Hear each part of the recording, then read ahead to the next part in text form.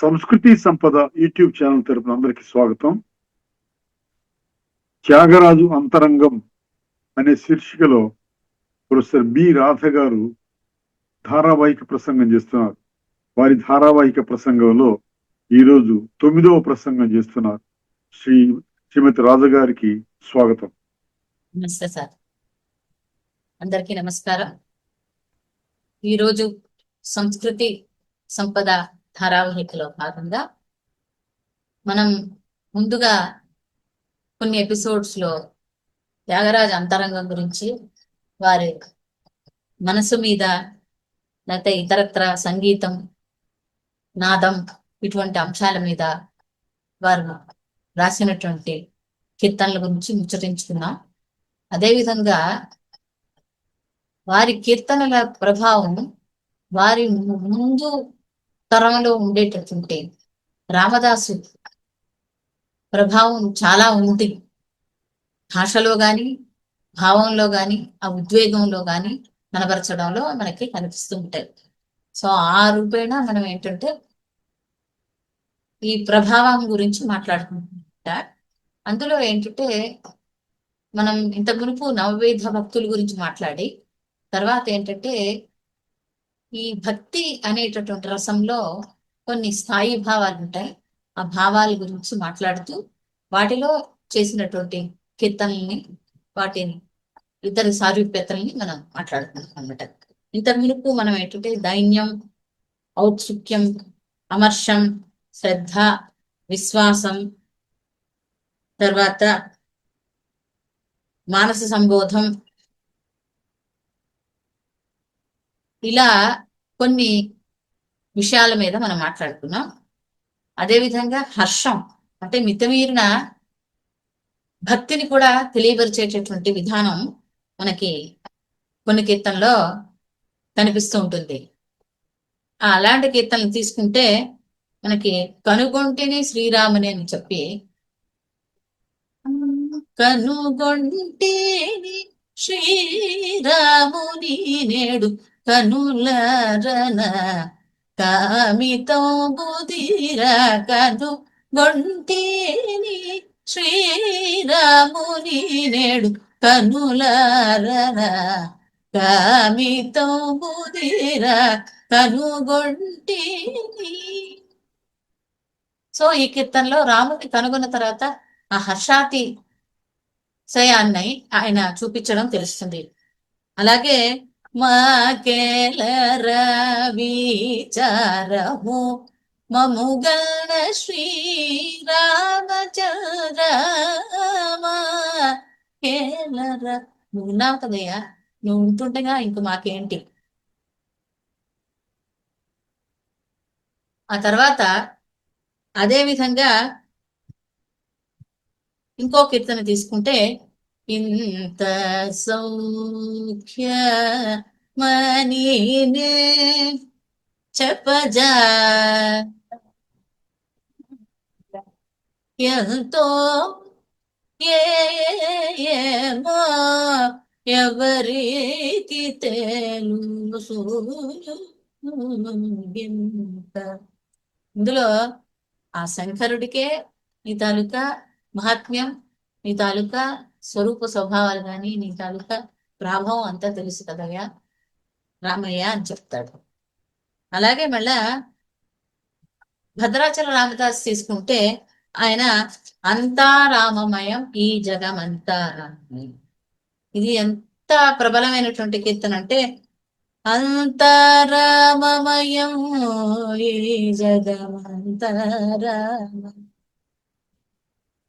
అంతరామమయం ఈ జగమంతరామమయం. అంతరంగమున ఆత్మారాముడనంత రూపమున నితలు సలుపగంత రామమయం ఈ జగమంత రామమయం. అలాగే తారక మంత్రము కోరిన దొరికెను ధనుడనైతిని ఓరన్నా.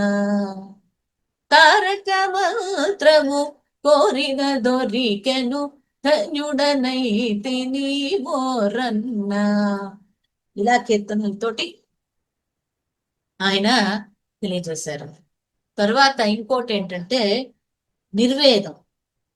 నిర్వేదంలో ఏంటంటే ఒక బాధ, ఒక పరితాపం, ఇవన్నీ కనిపిస్తుంటాయి. సో ఇక్కడ ఏంటంటే ఆ ఇంత నేను భక్తిని ప్రకటించినప్పటికీ నువ్వు నన్ను ఎందుకు చూడవయ్యా రామయ్య, నా నా వైపు చూడవు, నన్ను కరుణించవు అనేటటువంటి ఒక పరితాపం కనిపిస్తుంటుంది అన్నమాట.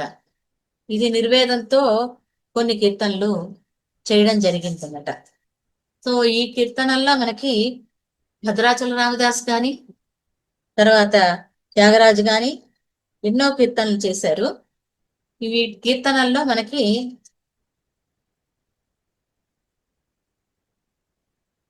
ఎందుకో నీ మనసు కరగదు, అలాగే ఇందుక తనువును పిల్చిన బిందుక నీ సేవకు లేక నీదు చెల్తకు రాక ఆశకోదాసులై అటులీటు తిరిగే ఎందుగా అని కీర్తన పాడతారు. అలాగే ఎంత పని చేసి రామా నిన్నే మనందును సార్వభౌమ పంతమాన మీద పరమ పావన నామ సంతోషముడిపితివి సకల సద్గుణ రామ. ఎంత పని చేసితివి రామా నిన్నే మనందును సార్వభౌమ అని కీర్తనల్లో తెలియజేసుకుంటారు. తర్వాత వితర్కం, తనలో తాను తర్కించుకోవడం. ఉన్నాడా రామయ్య, ఉన్నాడా లేడా అనేటటువంటి కీర్తనని. సో ఇందులో ఏంటంటే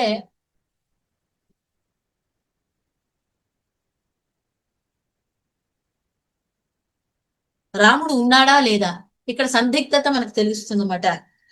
అలాగే ఇంకో కీర్తన తీసుకుంటా, ఆయన ఈయన ఎవరి మాట విన్నావో నువ్వు నా మాట వినట్లేదయ్యా, నువ్వు వాళ్ళ మాట విన్నావా వీళ్ళ మాట విన్నావా, భక్తపరాధీనుడు అంటారు, పరమభాగవతుడు ఈ దగ్గరవాడు అంటారు, వ్యక్తరూపుడు అంటారు, ఇన్ని అంటారు గాని నువ్వు నాకేం నీ వ్యక్తతని లేకపోతే నీ తాలూకా ఆ రూపుని నాకు చూపించకుండా నన్ను ఎందుకు అట్లా నన్ను ఆ నిరాశ గురి చేస్తావు, లేకపోతే నన్ను బాధకు గురి చేస్తావు అని చెప్పి చెప్తాడనమాట. సో అంటే అంటే ఇక్కడ సందిగ్ధత అన్నమాట, నువ్వు ఉన్నావా లేవా ఈ భావన. అంటే అది అంటే భక్తుడికి ఆయన ఎంత పరీక్ష చేస్తే రాముడు అంత ఇది అంటే ఆ భక్తి తత్పరతని ఇంకొంచెం పెంచుతాడు, ఆ ఆ తీక్ష్ణత ఎక్కువ అవుతుంది అని చెప్పేటటువంటి ఒక భావనలో ఈ కీర్తనలు నడుస్తాయన్నమాట. ఇక్కడ ఎవరి మాట విన్నావో నువ్వు నా దగ్గరకు రావట్లేదా, ఎవరి మాట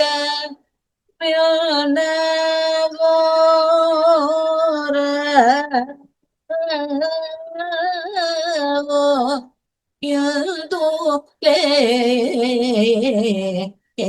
లేవో ఓ బళి బళి ఎవరి మాట. చరణంలో భక్త పరధి నుడను చూ పరమ భక్త పరధి నుడను చూ పరమ భాగవతు లసే వ్యక్త రూపుటై బలికిన మూచట యుక్త గడి శక్తిగల దేవుడు నీవని సంతోషమునను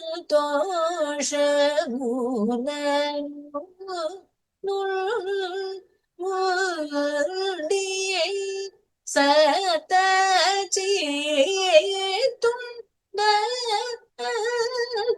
త్యాగ రాజా అని ఎవరి మాట వింటున్నావయ్యా? నువ్వు ఇందరి మాట వింటూ నన్ను ఎందుకు వినట్లేదయ్యా అని త్యాగరాజు అడుగుతారు. అలాగే మళ్ళా ఏనాటి నోము నోచితుము, ఏ నోము నోచితుము సార్, ఇది నౌకా చరిత్రలో ఉండేటటువంటి ఒక కీర్తన. మేము ఏం చేసామయ్యా, ఏ నోములు నోచామని, లేకపోతే ఏ రకమైనటువంటి పూజలు చేశామని నీ తాలూకా కృపా కటాక్షాలు మా మీద కలుగుతాయి అని గోపికలు కృష్ణుడిని మొరబెట్టుకుంటారు. సో ఇలా ఒక్కొక్క సన్నివేశంలో ఈ రాముడి గురించి ఈయన త్యాగరాజు కీర్తనలు చెప్తారు.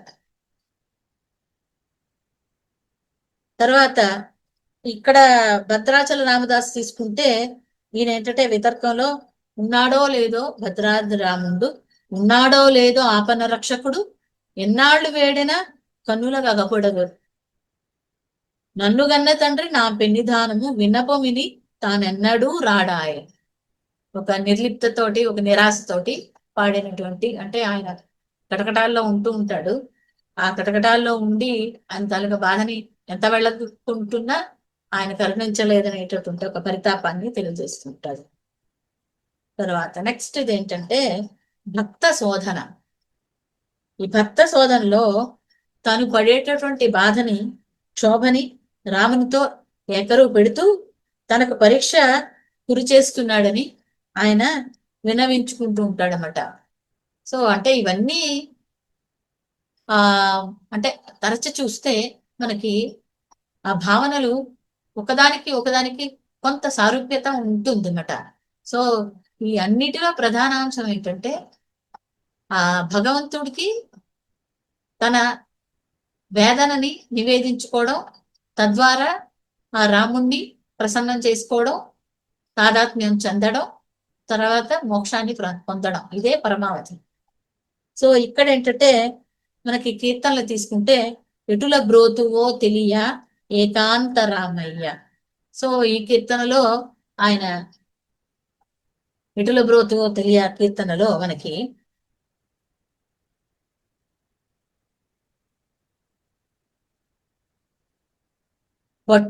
వట్టి గొట్టు రీతి, నేనంటే ఒక గొడ్డులాగా, అంటే ఒక మృగంలాగా నేను చరించి నీకు నీ నీ నీ భక్తికి నేను నోచుకోకుండా ఎన్నో రకమైనటువంటి తప్పు పనులు చేశానయ్యా. సో అటువంటి తప్పులన్నిటినీ మన్నించి నన్ను కాపాడవయ్యా అని చెప్పేటటువంటి కీర్తన ఇది. తర్వాత ఇంకా రామదాసు గారు తీసుకుంటే ఎటుపోతివో రామ, ఎలా ఎక్కడికి వెళ్ళిపోయావయ్యా, నువ్వు నన్ను కరుణించకుండా అని చెప్పి ఎటుపోతివో నిన్ను వేడుకుంటే కటకట నా కన్నుల చూద్దామంటే ఎక్కడికి వెళ్ళిపోయావని. సో అదే భావన మనకు త్యాగరాజు కూడా చూపిస్తాను. నేను వెదకు దూరా హరినేదు వెదకు దూరా హరినే నాదు వెదకు దూరా.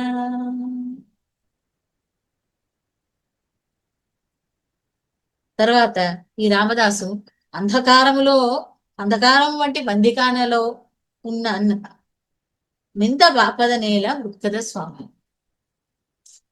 ఎక్కడ పోయావయ్యా రామయ్య, నేను నింద పడ్డాను ఈ అంధకారంలో ఉండేటువంటి బందికానాలను, శిక్షణ అనుభవిస్తున్నాను, నన్ను చూడవయ్యా.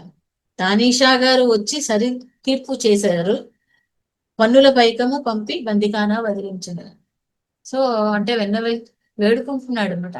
సో నన్ను ఏ రకంగానైనా ఈ నింద నుంచి లేకపోతే శిక్ష నుంచి తప్పించు అని చెప్తూ కీర్తనలు చెప్తాడంట. సో ఇలా ప్రతి కీర్తన తీసుకుంటే మనకి ప్రతి కీర్తనలో ఒక ఆంతర్యం, లేకపోతే ఒక ఆవేదన, లేకపోతే ఒక భక్తి భావన, ఇవన్నీ ఉంటాయి. సో ఇంకో కీర్తన తీసుకుంటే, ఎంత పని చేసితివి రామా నిన్నే మనందు సార్వభౌమ, పంతమాన మీద పరమ పావన సంతోషముడిపితివి సకల సద్గుణ రామ. ఎంత పని చేసితివి రామా నిన్నే మనందు సార్వభౌమ, నిన్నే దైవం బనుచు నమ్మి రామ తిన్నగా దుఃఖముల జిమ్మి. రామ కన్నదినమని నమ్మి నిన్ను సేవింపగా నన్నిట్లు నట్టేట ముంచుటెరుగకపోతే ఎంత పని చేసితివి రామా నిన్నే మనందును సార్వభౌమ. భద్రాద్రివాసుడే మము నిరుపద్రవముగందు మనచూరా. భద్రనుత కరుణ సముద్రయో శ్రీరామ, భద్ర నిన్నే మదిని భద్రముగ నమ్మితి. ఎంత పని చేసితివి రామా నిన్నే మనందును సార్వభౌమ. ఎంత పని చేసితివి రామా నిన్నే మనందును సార్వభౌమ, నిన్నే మనందును సార్వభౌమ. అలా కీర్తనల్లో ఎన్ని రకాలైనటువంటి బాధల్ని, తర్వాత ఆ కరుణ రసాన్ని మనకి ఒలికించేటటువంటి కీర్తనలు ఎన్నో ఉన్నాయి. ఇందులో మరికొన్ని కీర్తనలు తీసుకుంటే,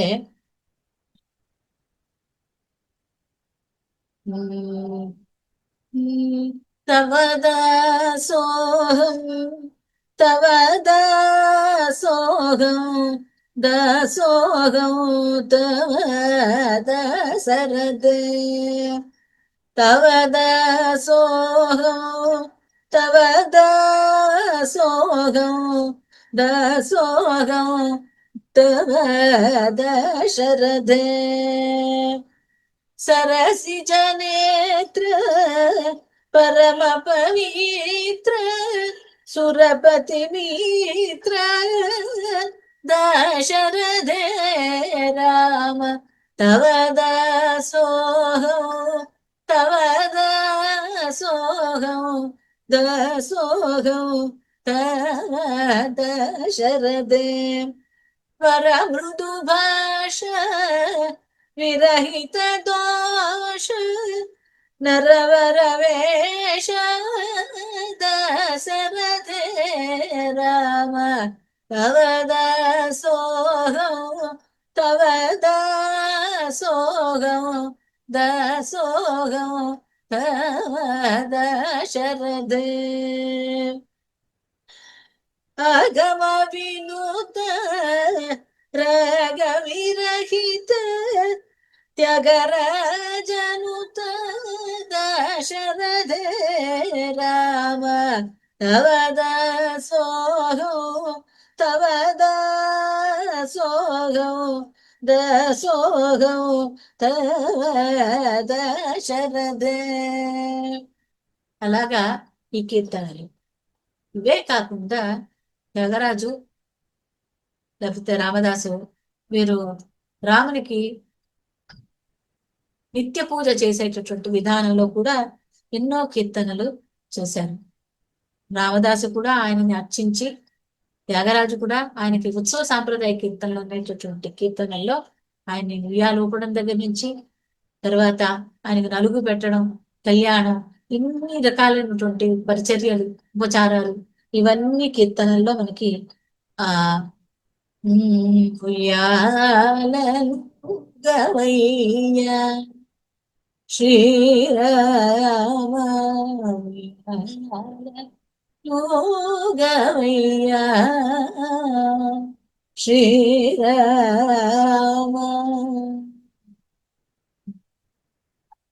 తర్వాత ఇంకో కీర్తన తీసుకుంటే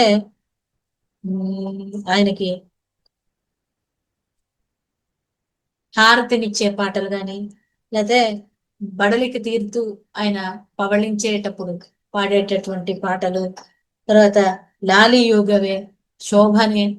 సో తర్వాత ఆయనకి హెచ్చరిక చేస్తూ హెచ్చరిక గార హేరా చంద్ర హెచ్చరిక కేశూడ సాంద్ర హెచ్చరిక గార. అలా రకరకాలైనటువంటి అంశాలను తీసుకొని ఆ రాముణ్ణి ఆయన పొగుడుతూ తీసుకుంటాడు కీర్తనలు. తర్వాత ఇంకో కీర్తన మనం తీసుకుంటే ఆయన ఇది చాలా ప్రబలమైనటువంటి కీర్తన. ఇందులో ఏంటంటే నీ దయ రాధా రామ, నీ దయ రాధా, నీ దయ రాధా, నీ దయ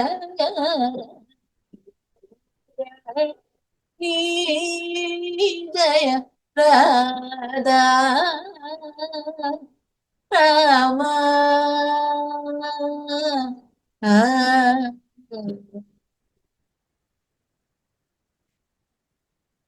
కాదనే వారెవరు, కాదనే వారెవరు, కళ్యాణ రామని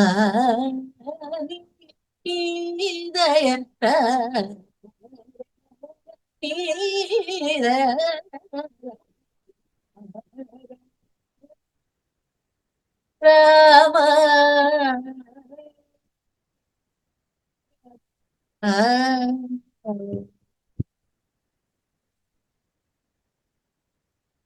రామ రామ రామ రామ త్యాగరాజ వినుత రామది తల్లటిల్లగా, రామది తల్లటిల్లగా న్యాయమా రామ దయా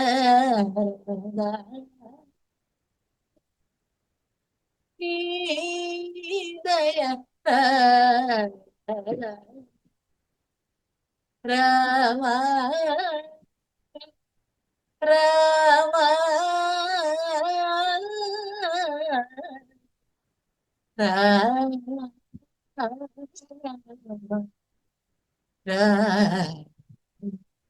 రామ.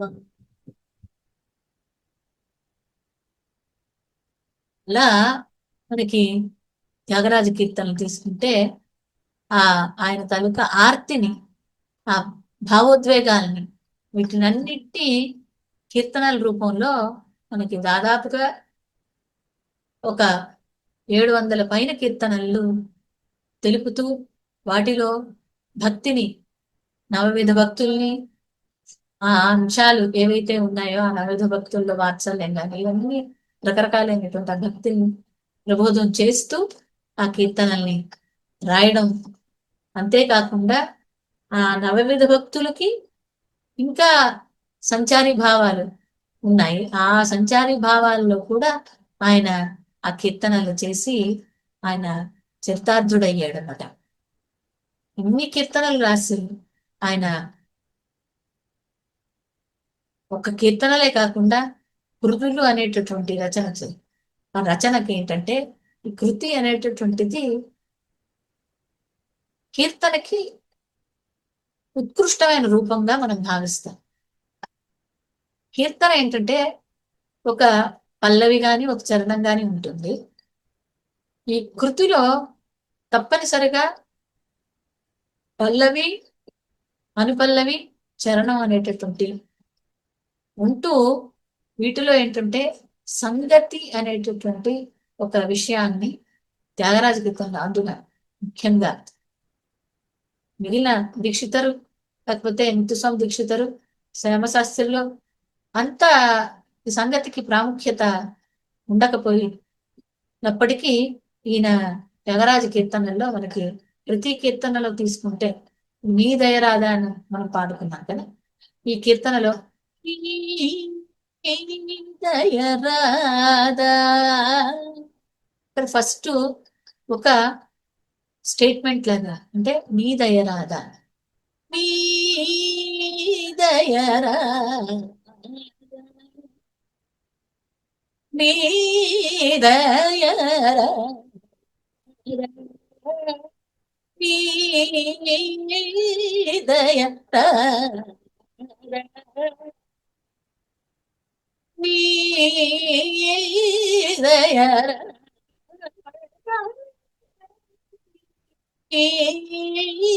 దయరాదా,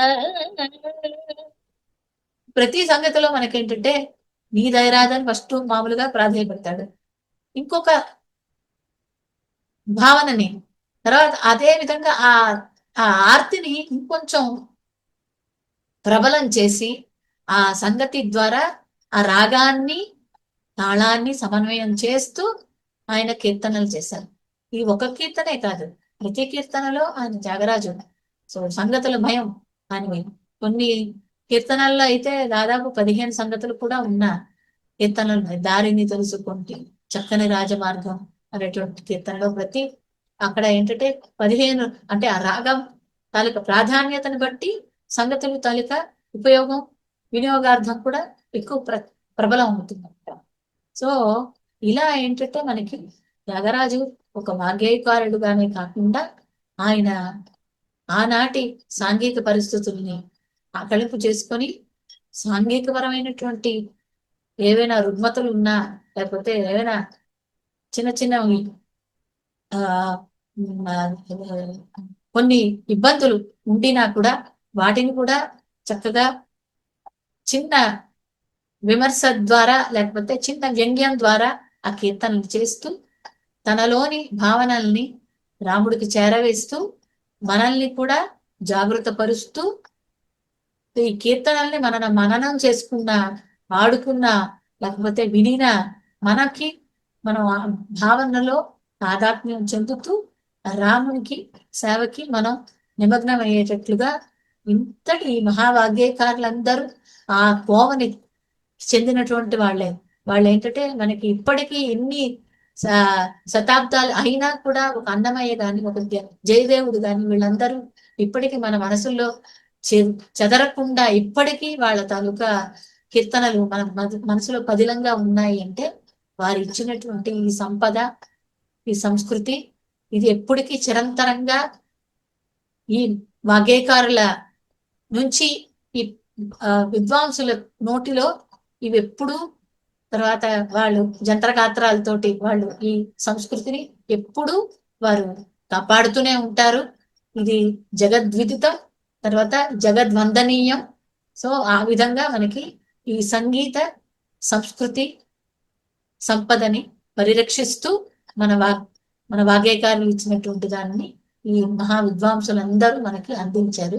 ఆ బాటలో మనం పయనించి మనం కూడా కొంత ప్రయత్నం చేస్తూ వెళ్ళాలి. అంతవరకు నమస్తే. త్యాగరాజు అంతరంగం శీర్షికలో ధారావాహిక ప్రసంగం చేసిన ప్రొఫెసర్ బి రాధ గారికి ధన్యవాదాలు. నమస్తే.